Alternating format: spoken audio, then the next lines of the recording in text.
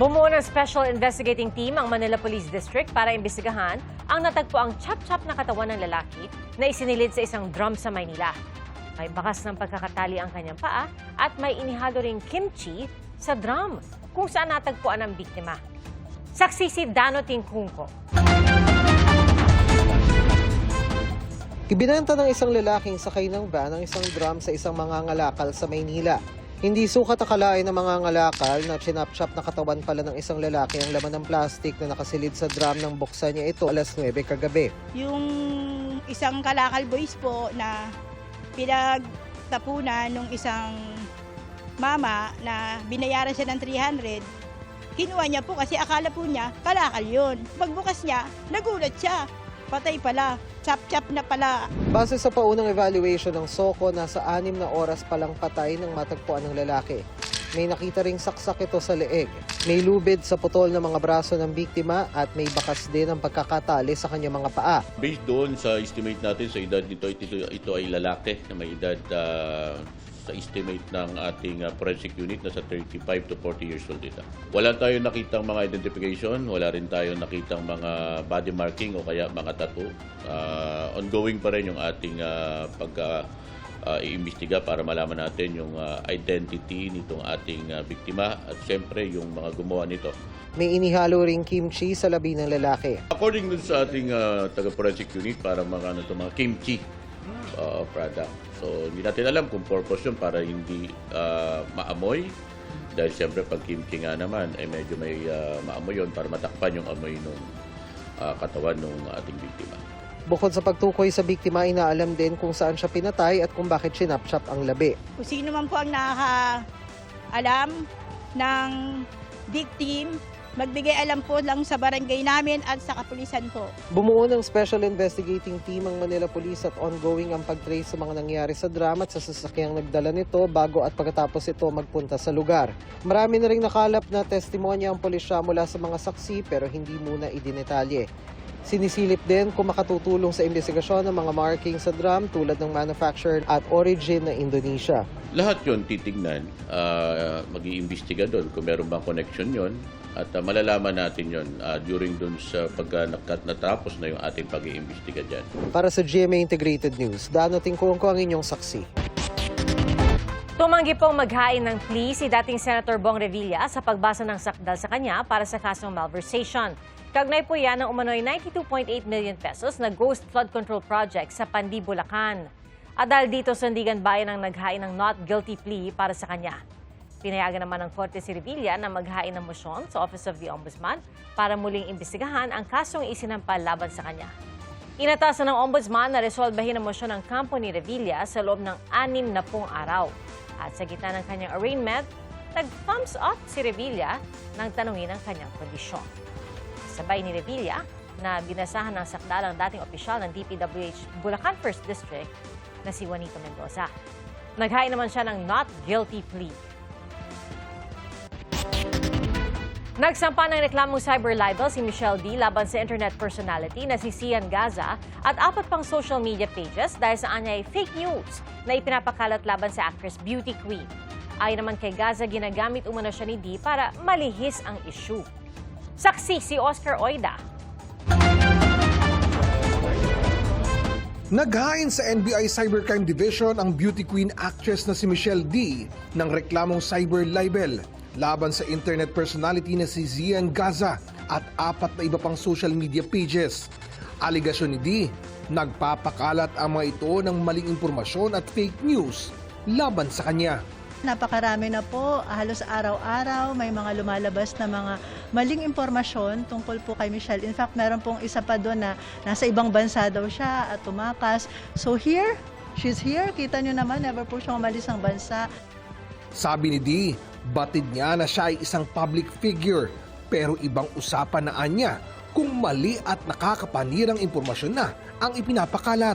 I've built my whole career out of blood, sweat, and tears. So, of course, to be the subject of scrutiny, it's not the first time, of course. Pero syempre nakakasakit kasi sometimes people with scandals like this, they forget what what you've done for your career and the hard work you've put. Everyone is open to their own opinions. I respect all opinions. I respect constructive criticism, but there is a line that is crossed in terms of defamation and intentionally trying to take your career out of your hands. Nang tanungin ng media kung kumusta na siya, Well, of course, I'm human. I've been better, pero may tiwala naman po sa sistema natin. Tapos alam ko rin po na lalabas na ng katotohanan. Do I feel worried? I know I'm on the right side of this. sa kanyang social media post, sinabi ni Zian Gaza na damage control umano ang ginawa ni Dee na paghahain ng libel case laban sa kanya para daw ma-divert sa kanya ang issue at malayo sa issue nito sa nagrereklamong driver. Dati nang itinanggi ni Dee ang paratang ng driver.